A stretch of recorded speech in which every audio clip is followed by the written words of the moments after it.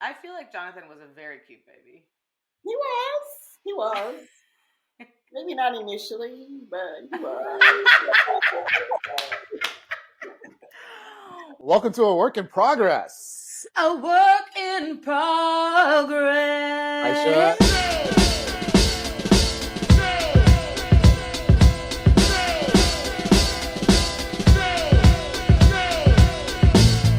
With eyes on fire, I'm blinded to the sun. My senses tell me my day is never done. Welcome to another Work in Progress. A work in progress.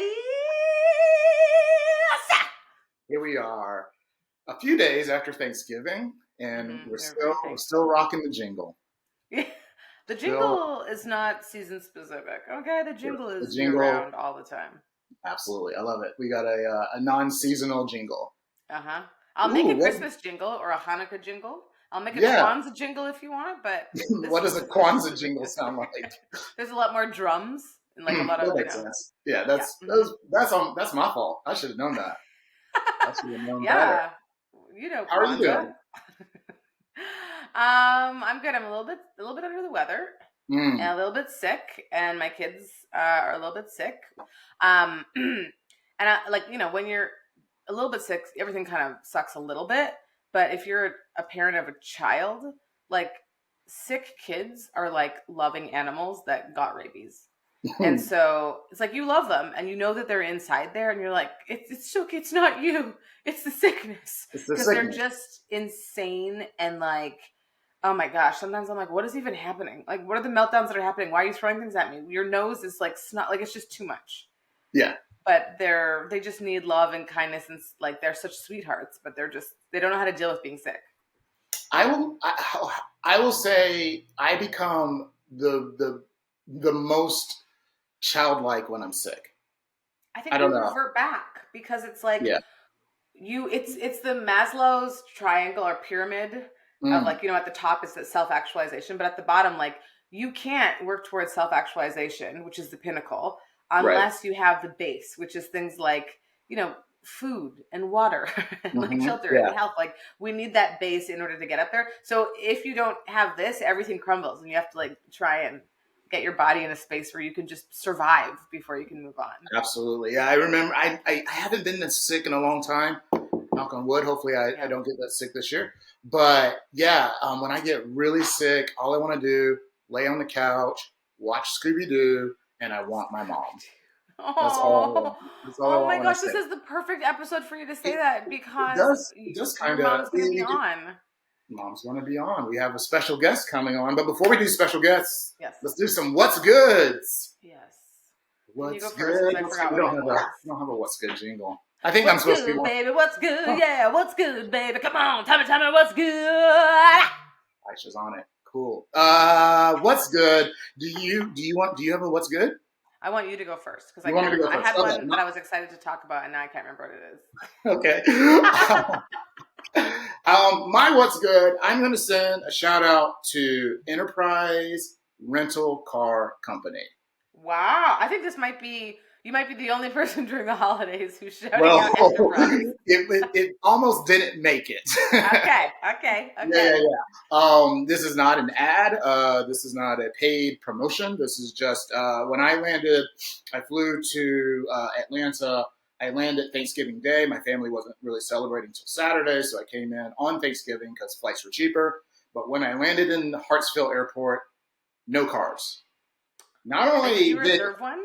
I reserved one. So I don't understand. It's crazy. Okay, please go on. I was going to just say, not only did the place where I reserve a car not have cars, no one has cars. Like all of the rental companies were like, we don't know what to do. So I crashed with a friend who you met the other day. She knows who she is. And shout out to her. Was good to her. But also, I went back to the airport the next day because they said, we'll probably have cars around noon. And I made another reservation with another company. Showed up. Guess what? No cars. But I had tweeted something to Enterprise and their customer service was nice and apologetic. And eventually, a manager named James came on. He said, "We're so sorry. How can we make this right?" And I was like, "I don't know. Give me a free car." And he said, "Okay." So, Enterprise did the right thing. What's good? I missed maybe 8 hours or 12 hours with my family, but also didn't pay for a car. So that's awesome because cars are expensive. It's so expensive to rent a car. It's so hard to find one. We've been in that situation before to where we show up with both of our kids, and this is when we had to like bring car seats and strollers, and there was this crazy long line, and nobody had any cars, and we were just like, I just do not understand, what is the reservation for? Yeah, if not to hold your car. I don't know. Our guest is joining us, but we'll properly introduce her in a moment. Hello! Oh my gosh, okay, we need you to move over so we can see your beautiful face. Snuggle right up to your son. Oh my goodness. I'm so excited to talk to you. This is going to be so great. Jonathan was just talking about being sick and how when he's sick, all he wants is his mama. So this is perfect that we have you on. Would you like to introduce your mom, Jonathan? Well, do you want to do your what's good, or do you want to just move past it? You know what's good? Your mom. My mom. I talk about your mom and how I want to meet your mom. I want to have a tea party with your mom all the time. This is my new what's good. This is your new what's good. Yes, I got all the tea party stuff you want. Yes, I love it. Some tea bag squeezers. I'm waiting for them to come. Ooh, because you need that last little bit, that last little juice out of that bag. Yeah, and you don't want to burn your fingers. Exactly. That's the most important part. No burn. You're civilized. You can't be putting your fingers up in the tea. Yeah, no, I love it. Okay, Jonathan, let's please have the full introduction. Okay, so coming to you live from this is my mom. If you're watching, you can see this beautiful woman here. This is my mother. If you're listening, this other third voice that you're hearing, this is the first guest that we're having. You're the first guest we've ever had. So don't mess it up. Okay, I'll try to. You can edit me if you need to. No, there's no way to mess up this podcast. There are ways, but we also figure out ways to fix it. Yeah, and scrapbooking, you call it cropping. Yes. Oh, okay. Cropping. See? Yeah. Cropping. You make somebody mad, you can crop them out of your picture. Ooh. Oh, okay. Sharita is not messing around. She's like, you are out of the scrapbook. You're like, wait a minute, was I there for that? Why am I not in any of these pictures? Have you ever cropped Jonathan out of any of your scrapbooking? I don't think so. I love that you're like, you didn't say absolutely not. You're like, I don't know. I might have trimmed them down a bit, to go in the design, Yeah, I remember when I had my braces and they didn't have to pull any teeth, so it was good, but he had to trim some down. And I said, I wish you could do that with the rest of me. And he said, I like that. Give her a t-shirt. Yes. So to the I mean, I don't know. You guys know who moms are. But yeah, I'm still here in Georgia, and I leave to go back to LA. And I messaged Aisha and I said, hey, why don't we have one of my parents on the podcast? It'll be real fun. And I immediately said yes. So thank you for doing this. I think that it's like also, okay, so this is one of the things that I'm just going to, for all of our listeners, I'm going to give you a little backstory on my absolute, adoration from afar of Jonathan's mom. Okay, I'm just going to put this up there. So, first of all, she made a wonderful, two wonderful sons. I haven't met one of them, but Jonathan is one of my favorite people in the world. He's a lovely human being who is full of love and care and very hilarious and talented. But also, when Jonathan had merch, one of my favorite things, it's always like when you have merch for something, and merch, for anyone who doesn't know, merchandise, your stuff you're going to sell to promote your things, your shows, your whatever, you have to find clever ways to let people know that it's there, to get that. One of my favorite promos I've ever seen is when you, Sharita, opened up the box of Jonathan's I'm Trying shirts, and you were just talking, and I was like, I want this shirt. I want this shirt more than I've ever wanted this shirt before. And then he told me that you make shirts for him. And I was like, I feel like this is, if Snoop Dogg knew about this, he would want one of these shirts. Okay. You're creative. Like, so I would love to know a little bit about you are a creative woman. You make things, you scrapbook. So tell me about your creative side. That's what I'm interested to know about. I don't think it's in the genes. I come from a heritage of creative people. My grandmother sewed. My mother, she sewed, made hats.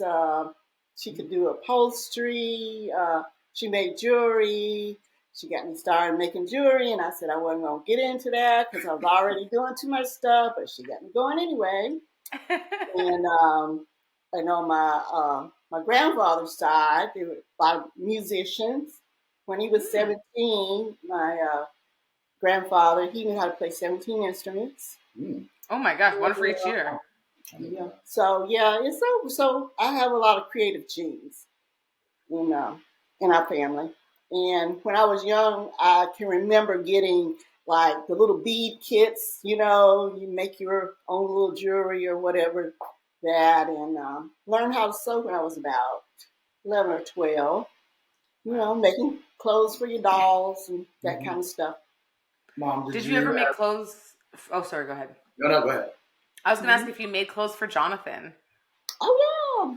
Well, so we'll get into that. I want to know, before my brother and me, Mom, did you ever see yourself doing any of that artistic stuff? Sounds like you enjoyed it. Did you ever see yourself like doing it as a job, or trying to did you ever want to be a fashion designer or anything like that, or was it just a hobby? Yeah, I remember as a teenager drawing, fashion designs and things like that. Kind of a fleeting thing to kind of pass. I remember doing that. I did make my own clothes. My grandmother used to give me clothes, pour, and she would give me her old clothes, and I would remake them, to a fashion, whatever, the fashion was when I was in high school, So. What was your favorite outfit that you made? I beg your pardon?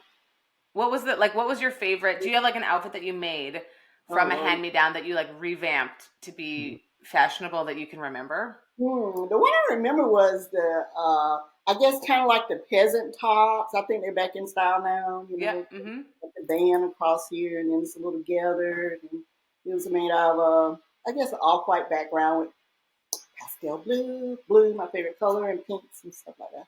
That's what I remember. Nice. Aisha, you asked if my mom made clothes for me. One of my favorite memories of my mom, and so whenever we had plays, especially this time of year, my mom was the go-to costume maker.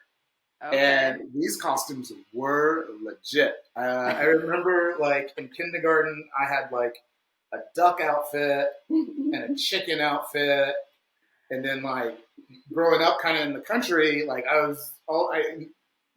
we both share, I guess, a love for Western movies and stuff like that. Mm-hmm. So I'd always have these Daniel Boone outfits and Kit Carson outfits. And my mom would make me an outfit. My dad would make me a wooden gun. And she was very, very, very, very talented. I need to see some photos of this because I love, it's not at all, I grew up I don't know, I always think of that stuff as people who, if you grew up in the country, my cousins who they lived on a farm and stuff like that, and they did made their own clothes and made the guns and went out and played that, but we were taking the city bus when we were 6 and stuff, it was a very on the city bus with your wooden gun. Yeah, getting arrested because you have a wooden gun, it's just a very different experience. And I'm I really love, I wanted to be able to make clothes so badly because I lived in hand-me-downs. That's all we ever had when I was young. We didn't have a lot of money, but I didn't have the skills to actually make clothes. And I remember my cousin and I, when we were visiting my grandmother, and she lived, on a farm, she sewed everything, all the clothes for the kids, all that kind of stuff. And so we're we're going to make a pair of pants. And we thought we were so smart. We put out some material, and I remember it was orange, red, and yellow stripes material. No stretch to it whatsoever, right? My cousin had me lay down on it, and then she traced my legs. Like a dead person. Yes, she traced my legs, and then we just cut that out twice and sewed it together, and like tried to. And obviously, you know, like you need to do more than it has to like be able to wrap around and have like shape and whatnot. And I was so proud of those pants. They did not fit. We put a drawstring in them. They barely covered my butt, and I could not walk or sit in them. And I wore them. I wore them around because I was like, I made these pants. They were so ugly, but I was like, yeah, I think I would have loved, you know, being able to do more of that.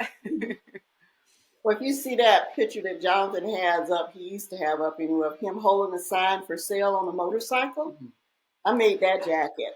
Oh, really? That corduroy jacket. Oh, wow. You made a corduroy jacket for him? I want to see this picture. I need to see this, Jonathan. Yeah. I don't think I've seen it. Well, maybe I'll try to text you that while we're talking. And we're gonna have to put that into some notes into we'll our. We'll put it on the Instagram page. I don't care. That was a cute little Jonathan baby. in a little corduroy jacket. I feel like Jonathan was a very cute baby. He was. Maybe not initially, but he was. What? Tell me more about initial Jonathan. my dad said he looked like a little grasshopper. Everything was scrunched up and no, for sure. Yeah. I'm gonna need. Here's what I need: some pictures of Jonathan when he's a kid, because when Jonathan calls me on the phone, I need that picture to show up of Jonathan as a grasshopper to show up big on my phone. What's the current picture? Is there a current picture? I think that the current picture is like an avatar you made. Oh, it's whatever. The iPhone. Yeah, like it, but it's. I like to put pictures in that I want of people, and not the pictures that they. Jonathan, it is. Mom, what's your current project that you're working on right now? I have so many projects. Well, the one that we set up. The Christmas cards? Mm-hmm. Okay. Right now I'm working on Christmas cards. Do Christmas cards for church ministry. And so I'm doing Christmas cards, like I said. Christmas cards. A friend of mine was here in August, and we had Christmas in August. And we did a lot of cards. We did over 170 cards then. Those are for your friends and family? Yeah. No, those were for the rehab, for the homebound. Just finished up making some for the military that are on our prayer list. So we do cards, and I get help from my friends. And now the youth group is helping. They're pretty talented, so that kind of takes a little pressure off of me, you know. So the rehab nursing home is right around the corner for me, and it just really tugs on my heart to see them sitting out there, you know, just by themselves, and you know. So anyway, we do that. That's so nice. So you make like hundreds of cards to give to people that you don't know. Right. And do you write things in them, like messages, or is it just like a Merry Christmas, Happy Holidays kind of thing? Or are you like, hey, you're looking good today. I saw you outside. I'm happy. Like, what do you write in them? Well, most of them have some kind of sentiment on the front of it that already says like for Christmas, Merry Christmas, or in the fall it might say fall y'all, or sending sunshine, or something like that, you know, whatever the season is. Like in January, we be doing Valentine cards, you know. We're going to make shaker cards. You seen the shaker cards with the little glitter things in there? I think the kids are like that, and the recipients, you know, because it's like she made me one a couple years ago. It's like it looks like a snow globe on the front. So if you turn it upside down, the glitter falls, and then you turn it this way. Oh my gosh, my son is obsessed with snow globes right now. He's never had a snow globe. I don't even know if he's ever seen a snow globe, but he has this jar, and he keeps a little snowman in it. It's an empty jar. It's a jam jar. It's this big. I have to make him a snow globe. Yes, he has a snowman that he keeps, and then he keeps being like, Mama, can I put this in my snow globe? And then he like brings some big thing from outside. I'm like, I don't think that's gonna fit in your little jar. But he loves the idea of some.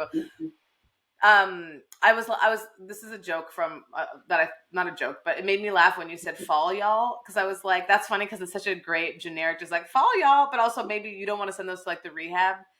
Yeah, right. Don't fall. Oh, that's good. Thank you. I like to think that my mom makes these like very elaborate like 3D cards, and then they send them to people who, you know, they're grateful. then also like their family just buys like a Hallmark card, and they're like, oh, this is crap. Yeah, they're like, Sharita, who doesn't even know me, made this card with her heart and her soul. Yeah. And Mom and Dad, you just gave me one that said "Merry Christmas, son." Right? Yeah. It's hard to go buy a card after you kind of have a reputation for making them. Yeah.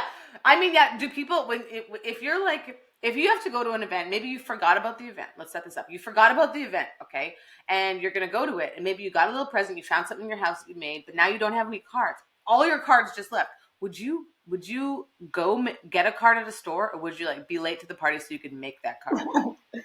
I would guess. Well, depending on who it was. I actually had a neighbor in the neighborhood. Young lady had a baby, and I was overwhelmed, and I said, I'm gonna go buy her a card.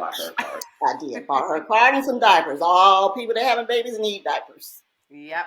And in fairness, people who just had a baby don't even care if you made a card or not. They're like, "Thank you for being here. There's the diapers." She was happy. For an hour.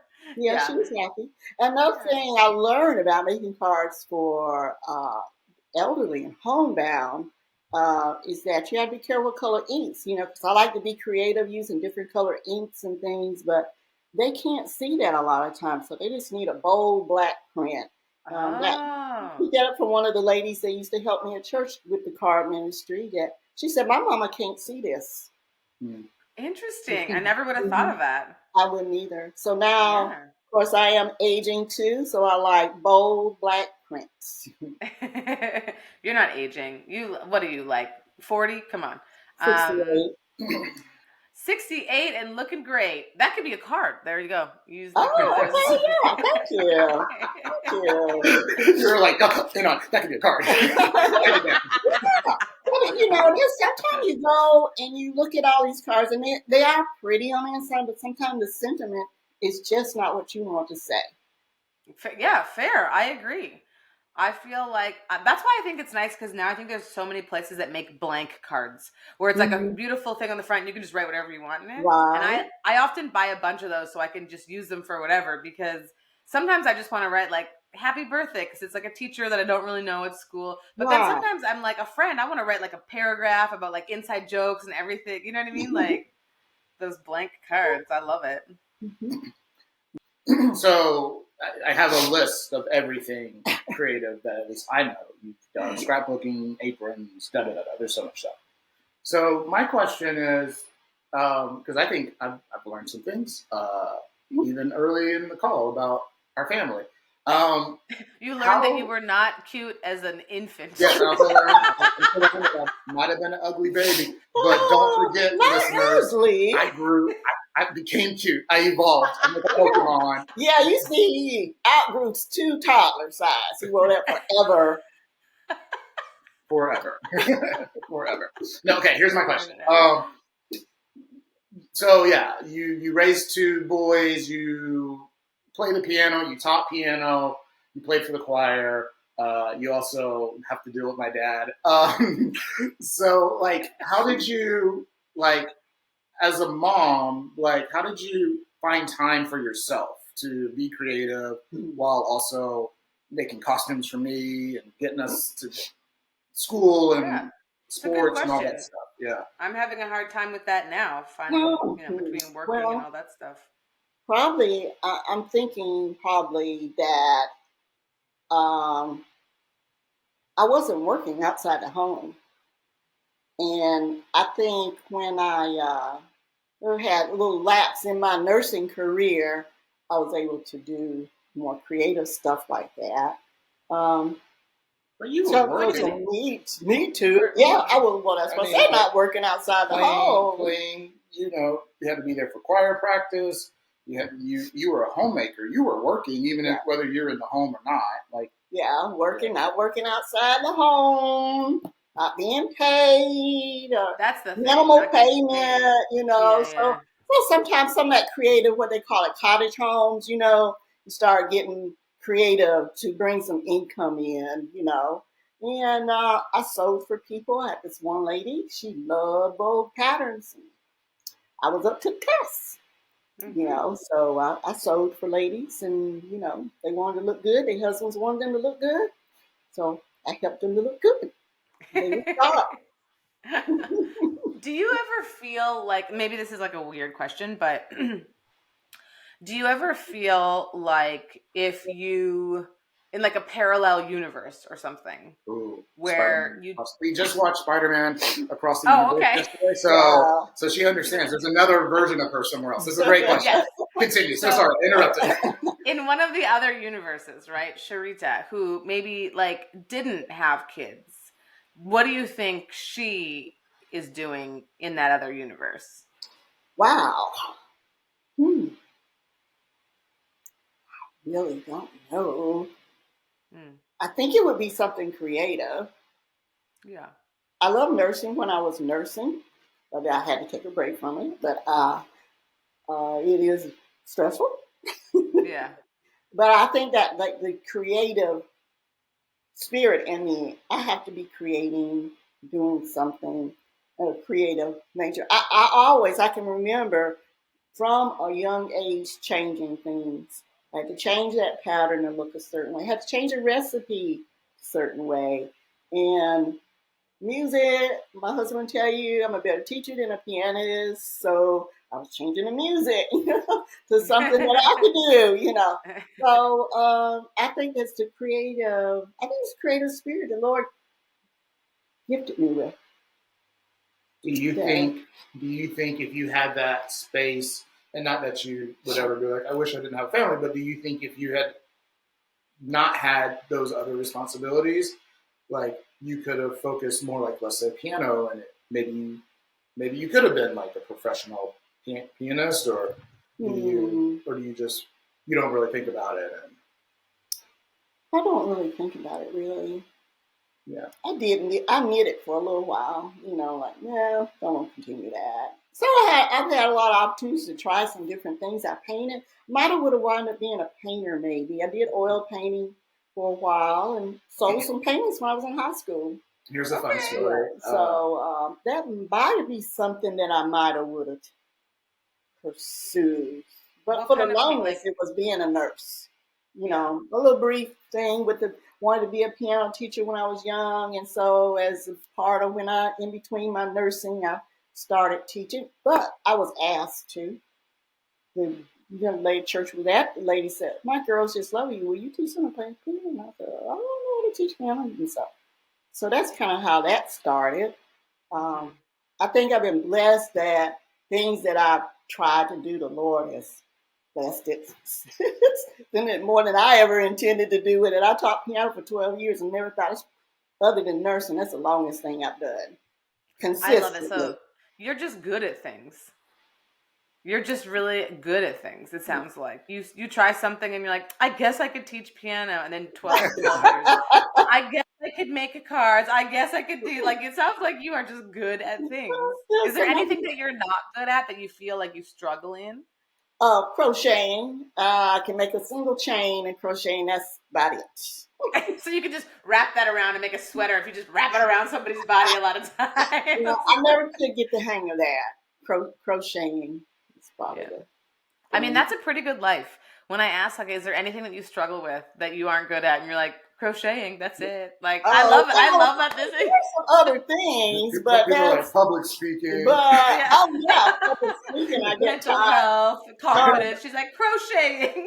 Crocheting, I have trouble verbalizing and speaking, and I'll say crazy things. And I remember one time I was having some issues, and I was just saying crazy things, and the piano students, they were getting a kick out of it. But I'm like, what is wrong with me?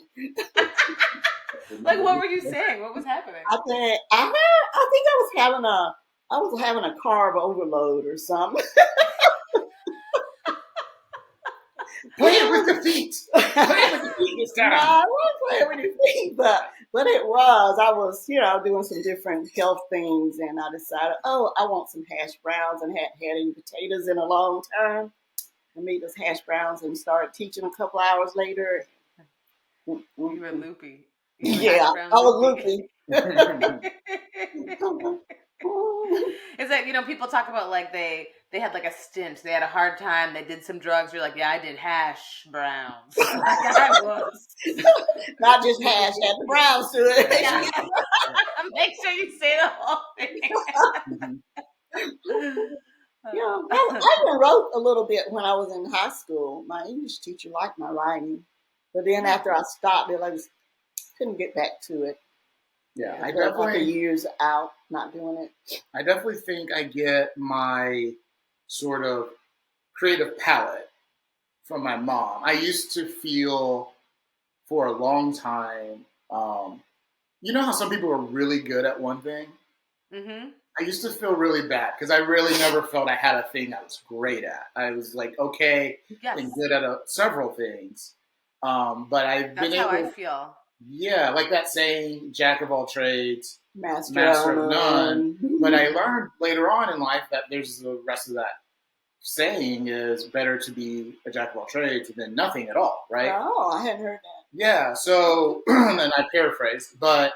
So I think I got that from my mom, and I'm very grateful. And I think I got my sense of humor from my dad. From your dad, okay. I mean, just to go back to the jack of all trades, because I feel like I struggle with that a lot, where I feel like I wish I was an expert at something, and I'm not. Like I have, I'm the same, where I do a lot of different things, and I think there's a lot of things that like I get the hang of, or I can kind of fake it till you make it, or I'm good at, or something.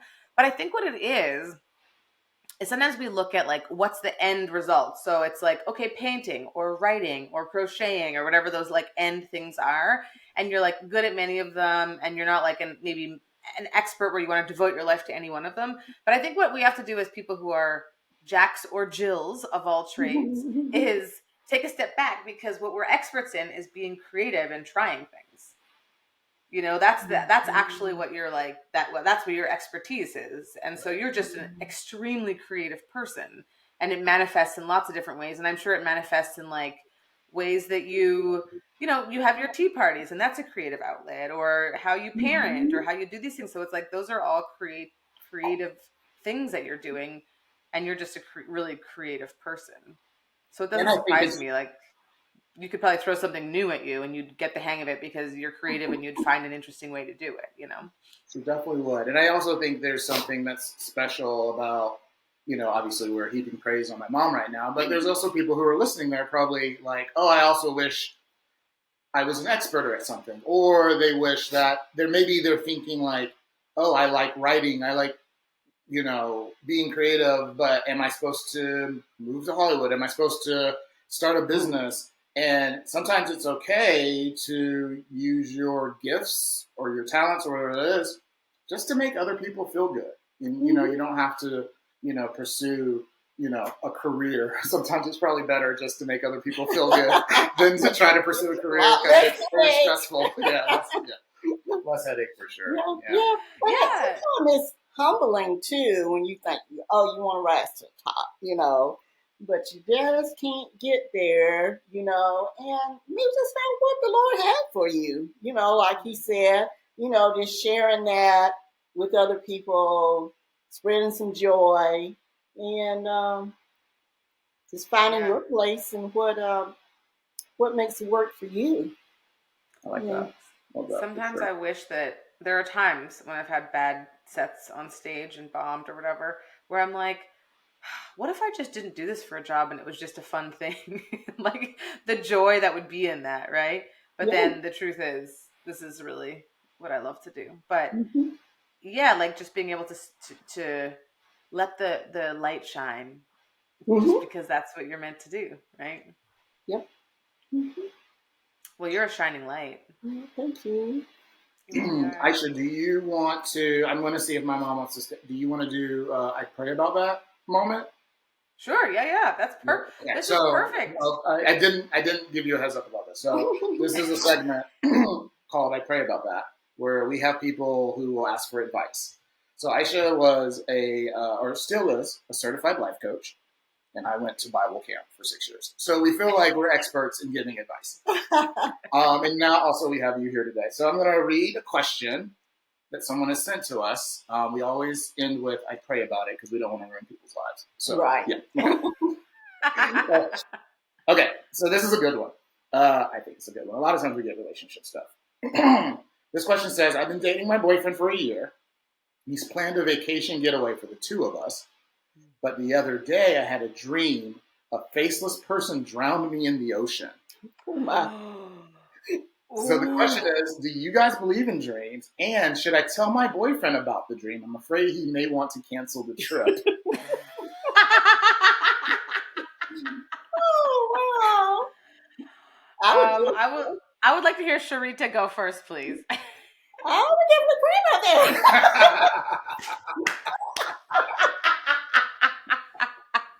I would pay attention to that dream. Right? I remember it in some dreams I don't pay attention to. It's just a dream. But then sometimes there's other dreams that really grab you. And I remember when I was in nursing school, that I just had this dream about you don't need to be going downtown by yourself in Atlanta. And I paid attention to it, but the Lord protected me.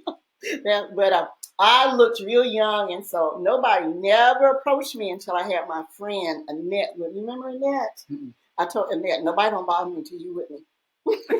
Because they were attracted to Annette, and then they probably were like, yes, to Annette. She looked older, a little more mature.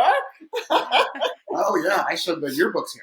I'll show you the picture of we did. I don't know if you heard the episode where I said I found your nursing picture, and I was like, "Ooh, my mom was a smoke show." Okay. Yeah, I need to see some pictures of young Miss Sharita. Yeah, I would tend to agree that if you have a dream that is vivid and scary and dangerous, for me, I'm like, that's your subconscious telling you something. And I think it's, to me, the funny part is that this person is not like, should I be scared of my boyfriend? But it's like, should I tell him about it? Or like, should I go? Here's the thing.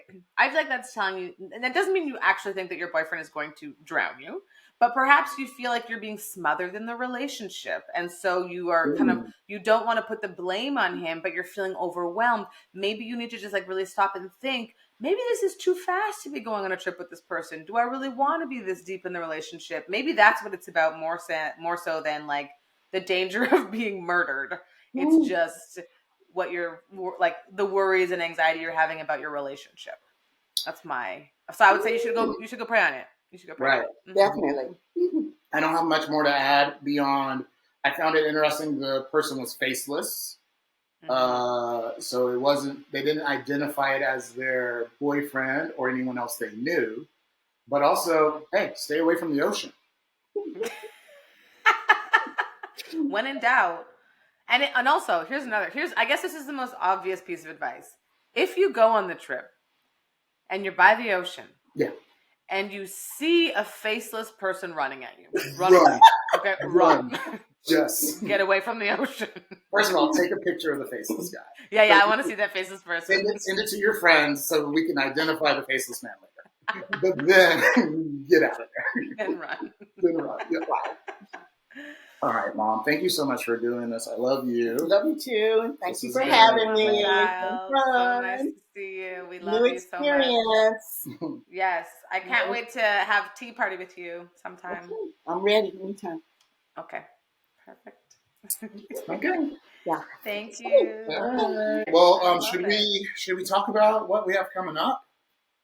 Yeah. Also, I realized I'm like, I feel like I know your mom, and I was like, just calling her by her first name, and I was like, oh my gosh, I should have been calling her something more respectful, but I just feel like she's one of my girls. I just feel like she's one of my girls. Well, you guys are best friends now, so. Perfect. Yeah. Okay. What we have coming up, we have a lot of things coming up, actually. The most exciting to me, one of the most exciting, I mean, obviously, tune into the podcast, subscribe. We have lots of stuff coming up, but in February 9th, we are going to my hometown, Winnipeg, Manitoba, in Canada. We are having, we are bringing the warmth of Los Angeles in the coldest month to our town, to my town. We are bringing some Black History Month love to Winnipeg, Manitoba, and doing a live comedy show at the Park Theater, which is an iconic theater and venue in Winnipeg. They do music, they do comedy, they do all kinds of things. We are having a comedy show and then an after party to end all parties. Okay, after this, no one's gonna want to have a party again. It's gonna be such a good party. They're gonna go, I can't even go to the next one because it's just, I'm so partied out for the rest of my life. I'm excited. I'm so excited. I wish it was tomorrow. I know. I kind of wish it was happening really soon. Like, I wish next month wasn't December and next month was like a different month, and then we could do the party then. We wish next month was February and December. You know what? Let's skip December this year. You know what? I don't want to have to do more travel with 2 young kids. Let's just someone input some memories that I had a great time. Right. The travel was easy. I got all the gifts I wanted, and then we just show up in February. I'm excited to cut a rug. But we also, just so people know, we've got some new holiday stuff on our website. If you want to buy your friends some branded A Work in Progress or I'm Trying gear, that's on the website. And if you're listening to this, because we everything we do is on demand. We don't have like a warehouse full of stuff. So if you want to order it by December 10th. If you want it by December 25th. If you want it by Christmas. Just so and it's good stuff. We've got some good stuff on there. I was really liking our seasonal stuff. So I feel like we might need to. It's time for a What's Good something. For a What's Good something? What's something? Yeah, I don't know what it is, but what's good? I don't know, like a T-shirt or a hat. Or... Oh, I see. Like a merch. Some merch. I thought you were just saying like, Aisha, tell me what's good. I was like, oh, okay. Oh yeah, we're gonna do that. Okay, yeah. I was like, I'll run with the punches. I could do this. Okay. Right, yeah. I think What's Good would be a great shirt, and then like maybe a What's Good with like a section underneath where people can then like we can get decals or decals, whatever you call them, and like slap it on depending on what's good on for them that day. Or maybe like I think they do that like sports. Like sometimes you see like the blank plays and they'll write the player's name or the player's number on there. Oh, maybe it's just something where people can write. I can see some people be like absolutely nothing. Could we do it so it's a whiteboard underneath so they could like change it every day? Listen, we can do whatever we want. We just discovered how to make people sleep for months and implant new memories into them. I like that. Just the idea that we had this premise means we discovered it. We've already discovered it. It's done. Have the premise. You've got a lot of good premises. We do. Yeah, we have a ton of inside joke. Yeah, inside joke. Yeah, your premises are great, Jonathan. Maybe write a joke or two though. I love it. All right. Well, I think this is a good place to land the plane. I had a great time. I can't believe I got to talk to your mom for so long. She's an absolute delight.